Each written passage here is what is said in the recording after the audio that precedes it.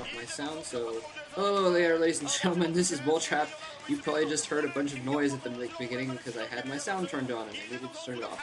And this is I'm going to be doing a cast here with Cholera. We're going to be doing the entirety of Hwaseung Oz versus SK Telecom 1. And this game here, this first game, is going to be well, I don't know if we even have to cast this game, Cholera, because I'm not sure GGaeMo stands a chance against BeSt, because BeSt is, well, he's got his name for a reason. He's probably one of the top 5 players in the world right now, and GGaeMo is, well, he's probably in the top 100. Yeah, out of the 200 active players or so, including the Crozians out there and everything. We got GGaeMo here. He actually did make it through something. I believe it was, oh no, it was a Survivor, NBC Survivor, so round of 64. That's it. I really don't know much about him. I really haven't seen that many games of his. I think I've seen like one, and I'm not sure if he won or not. But yeah, he's playing right now on... oh, actually, he's got a horrible record. I don't know if it includes this game or not, but he's 1-6, so that's actually not very good. But he's playing on Andromeda, which is a pretty Zerg-favored map, though. That's the only thing that really he has going for him here. It's about 62% or so ZVP. I really enjoy this map as a Zerg player because you can get a lot of expansions if you manage to hold. Obviously, if you manage to hold 2 main bases, which isn't that hard to do, you get all the gas you need for a late-game strategy, and you can just overwhelm the Protoss when they try to move out into the center of the map. And we're going to see BeSt most likely go Corsair Reavers. That seems to be the standard tech that almost every time Protoss do on this map. And, you know, BeSt is certainly a very strong and capable Protoss player against Zerg, although that's definitely his weakest lineup. His greatest success in this matchup has been beating Luxury in the OSL a couple of seasons ago, but then right away afterwards he lost to July and was in a rather, you know, humiliating fashion too. It just got dominated. So, you know, we'll see how he does here against this newcomer, GGaeMo. We will see indeed. Did you see that sign where the guy drew a stick figure of BeSt with a bloody knife and it said all kill? Oh, I didn't notice it. I was like, wow, he actually drew a picture of a guy with a bloody knife in order to symbolize that he hoped BeSt would get an all kill.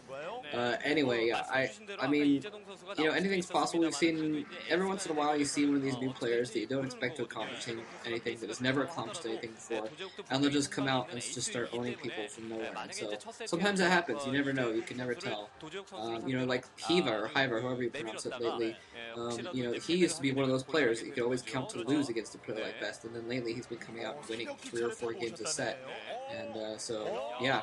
Anyway, BeSt, it looks like he's actually waited until his probe got in that base to see what was going on before he put up his buildings, and so he was able to not put anything down first, save up his money, and yeah, I think he got the Forge first, but then he got the Nexus instead of building cannons or a gateway or anything like that.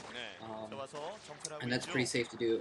They are kind of near positions, so that is going to be good for BeSt, but, you know, yeah, this is one of those maps where, because there's the 3 bases that you can kind of take all at once, it kind of lulls the Protoss a lot of the time into just staying in their base for too long. And like you said, the Zerg can just take so many bases, they can just expand everywhere. And then the expansions are far away too, so it's hard for the Protoss to go and pick them off without putting their own base in danger. So BeSt is going to have his work cut out for him on this map. But, you know, if anyone can overcome map imbalances, it is BeSt. So I'm looking forward to a good game here.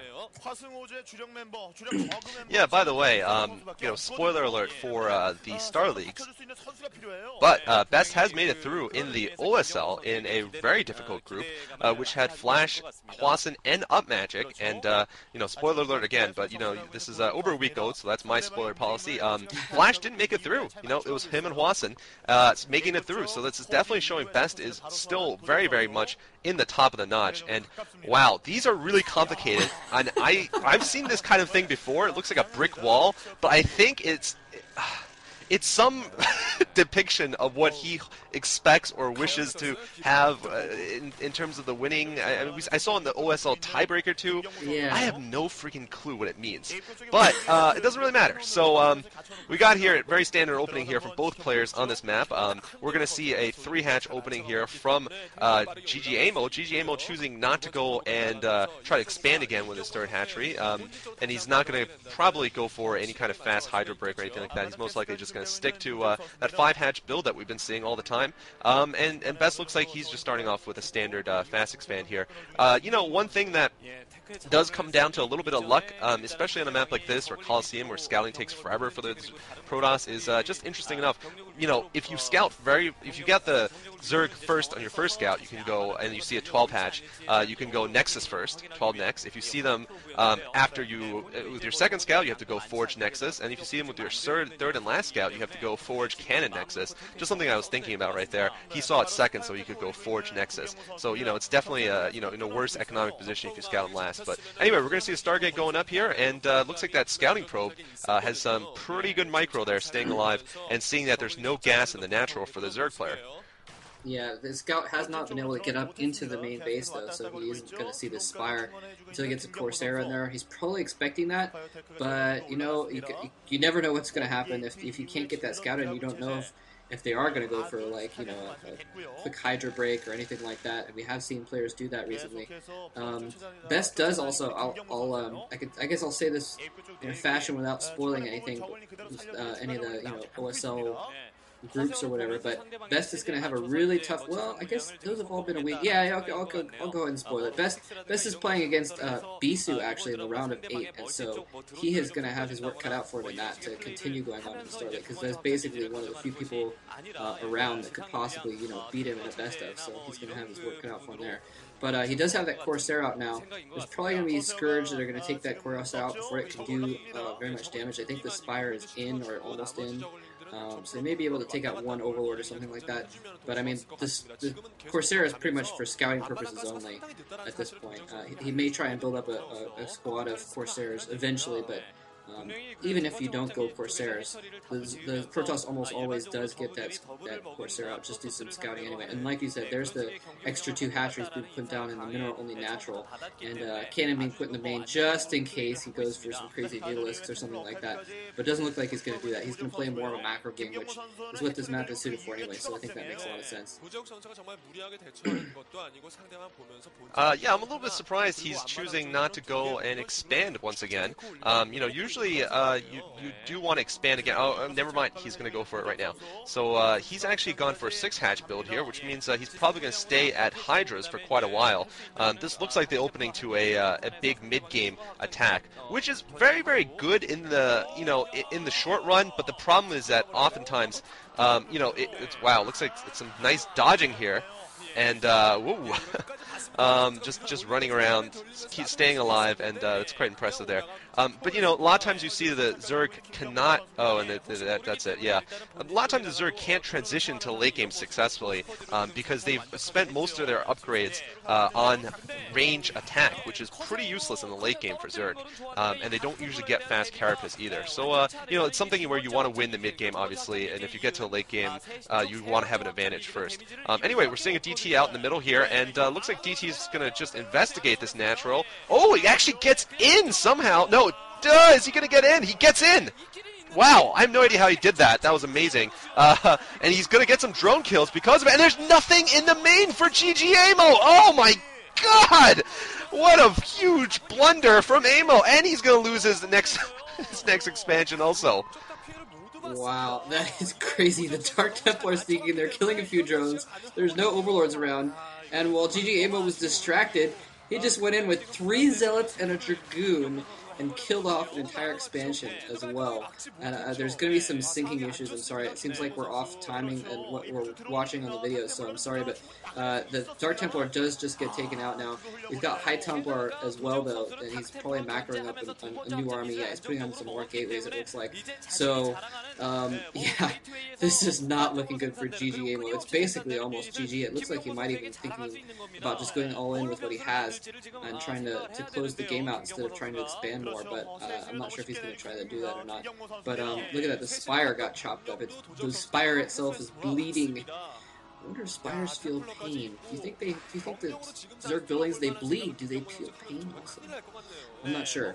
But anyway, BeSt is really gearing up his macro here, and it looks like GGaeMo is going to take that fourth base again and try and play more of a macro game, but at this point he's really behind. I don't know if he's going to have enough units on the ground when BeSt moves out here in a little while. Yeah, I mean, I think Zerg buildings are kind of like plants. I don't know. I don't really think that. I think they go from animals to plants when they become buildings or creatures. But anyway, right now I'm seeing a DT moving around the middle of the map. Is that about where you're at, Moltrap? Yeah, I'm seeing a DT walking around there, showing his gateways right now, and we're just seeing BeSt killing a Zergling right in front of his base. It looks like something along those lines. Yeah. Templar are moving around. He has All got right, a lot we're of their synced up goods. then. Okay, cool. Yeah, I paused my game for a few seconds there, so I guess we synced it up pretty well. We are seeing Dragoons, so it looks like he's expecting GGaeMo to switch over to Lurkers, which would make sense about this point in the game. Yeah, definitely. Although I do wonder if GGaeMo is thinking about going for a frontal assault. He's built a lot of Hydralisks. Not sure if he's got a +1 range attack going up soon. But that would definitely help. Although there's no upgrades either for BeSt. He's gone for very fast tech here, getting a lot of DTs and a lot of Templars. So he hasn't really had a chance to get that early Forge upgrade. And here we're seeing the DT gonna go and try to do harassment at the new expansion. Not gonna succeed. But like you were saying, this game is probably close to over if GGaeMo doesn't get a fast attack out, because he just doesn't have tech, and he lost a good amount of economy that he didn't need to lose. Really, to be fair, I really don't think he needed to lose it. Even objectively speaking, that was just a blunder. No overlord in your main, and somehow letting a DT squeeze through there. Oof. +1 Carapace, actually, interesting enough, for GGaeMo, and he's gonna try to do something here. I don't think it's gonna work. Actually, he's gonna get attack, which is not good either for him. And there's observers coming out. Yeah, when the Protoss has more strong, bulky, shielded Protoss units than you have small, weak Zerg units, then there's something wrong. But that's what I was thinking he might have been waiting for, was the drop upgrade to try and just do one final attempt at a Doom drop, and he may even just sacrifice his natural base here and go for a drop at the same time. It is look like that's what he's going to do. He's going to try and go for a drop on BeSt's main while his army is out. BeSt sees it. He's bringing some of his army back, but the rest of his army is just going to take too long to get back into his base before this drop goes off. So he is probably going to be able to kill off the main base here, but I'm not sure. There is Zealots coming in, and he's actually going to turn around and run away and actually drop his units in the kind of the side there, so he's not even looking ranged in buildings right now. And oh no! And in the meantime, the other half of his army tries to go in the front, and gets the crap stormed out of him. Oh my god! So now GGaeMo has almost no army, and BeSt has two larger armies to combat two small armies, one in his main and one outside of the base. And it's just going to be another minute for this to get cleaned up, and then the counterattack is going to be the death of GGaeMo, I believe. Yeah, definitely. I don't fault him for his last attacks. I actually thought they were quite clever, splitting up the Protoss army and then attacking from both fronts. Unfortunately, BeSt just had perfect storming there, and GGaeMo couldn't cope with that. Nothing that sniped him. And GG coming from Amo there. GGaeMo. And GGaeMo makes his record even worse, and BeSt makes his even better. So we'll be moving on right now into the next set, where BeSt will face, let me take a look. Actually, I'm not going to take a look because I don't know where it is. We'll see you there, though. Yeah, real quick, I do want to say I didn't want to bag on GGaeMo too much. That was a pretty clever move, going for the Doom drop. That is kind of a good move for the Zerg to do in attacking on the inside. He just caught. He must have been microing his Hydralisks in BeSt base and not looking at the ones outside of his base, and just 3 storms just ate his entire army. So, but yeah, GG. Let's see who BeSt is facing next. Hwasa Young has some good players to throw at him.